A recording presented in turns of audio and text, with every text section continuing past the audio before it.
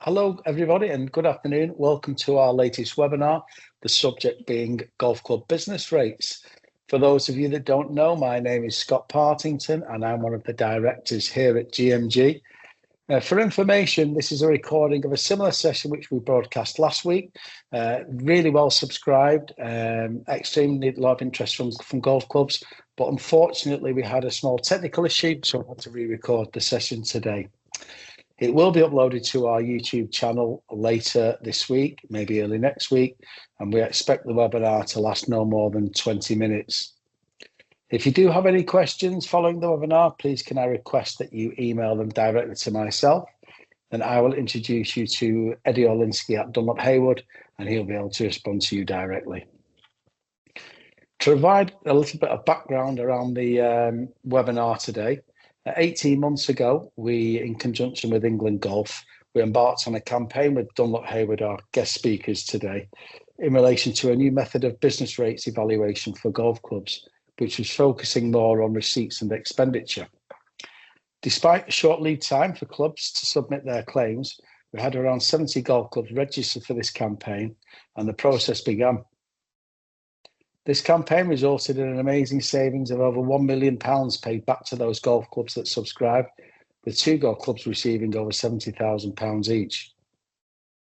On the back of this success, Dunlop Heywood approached us with a new version of this service, more of a proactive approach to ensure that your club is rated correctly by the valuation office and that you're up to speed with any changes in the process or any of the legislation. We have one of the main directors here today to discuss this in more detail with you. So at this point, I'll hand over to Adam Brook and leave you in his safe hands. Thank you. Many thanks, Scott. That's great. Thank you very much. Let's get the PowerPoint up.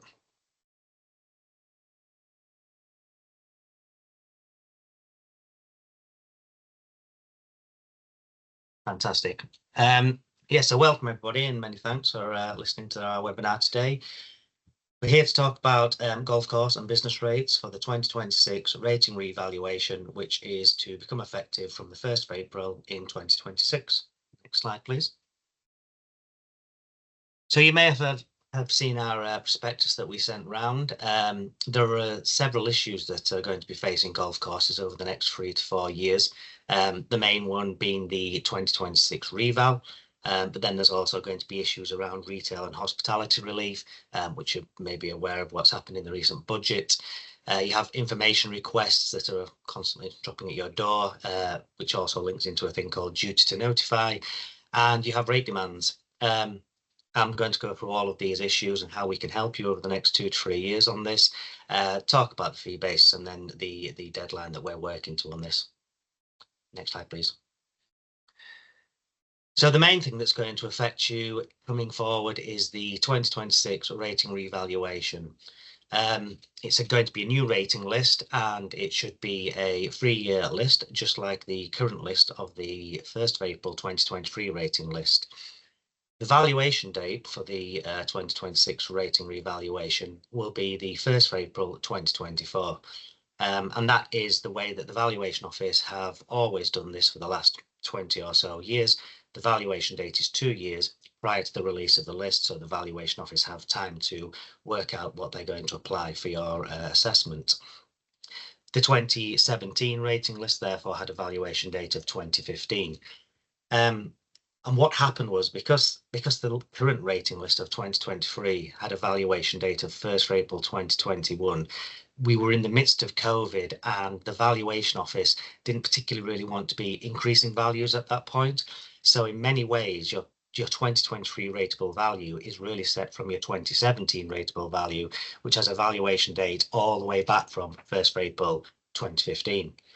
The issue with that is that the behind your valuations, the assessment is based upon the turnover.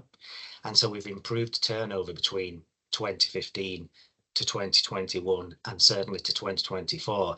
There's a real risk that at this next revaluation that there could be increases to rateable values. Now, at the same time, you're going to tell me, as we all know, but yes, but it costs have increased massively. And so actually the bottom line maybe not that much better. But if the valuation office are basing assessments off of turnover, then the valuations will increase. That's where we are hoping to come in and assist you. Next slide, please. So a couple of months ago, we approached the valuation office and we put on the table an idea of pre-agreeing valuations for 2026 reval. They've been happy to do this because we've got a long-standing relationship that we've had with them for several years, and they're looking to do those discussions over the next 2 to 3 months.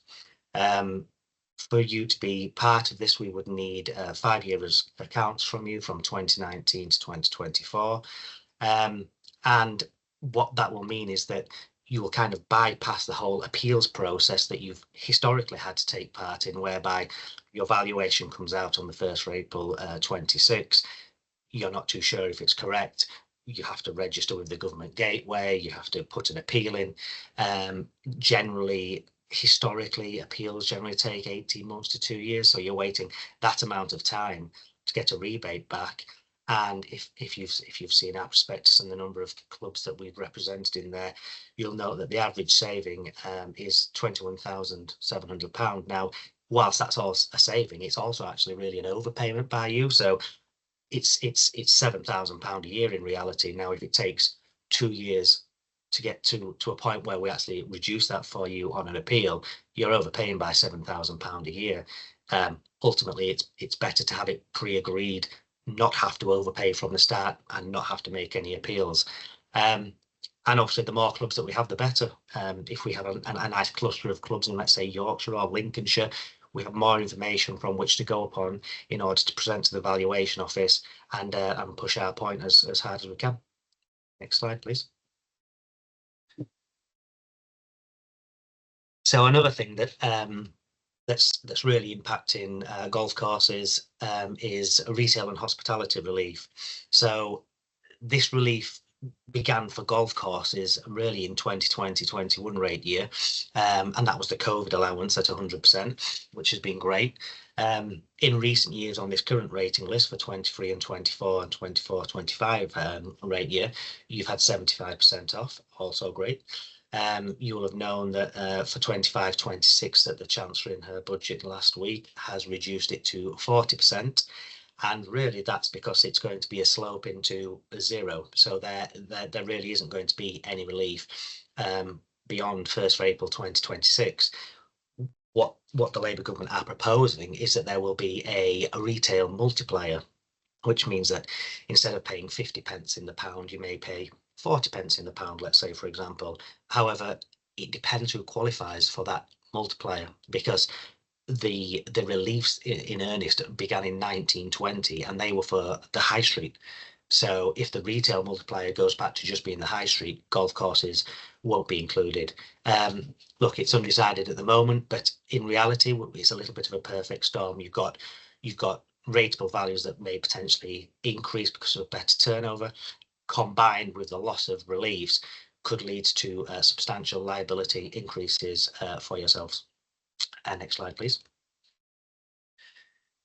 Another part of rating, which you'll all be well aware of, is the request for information.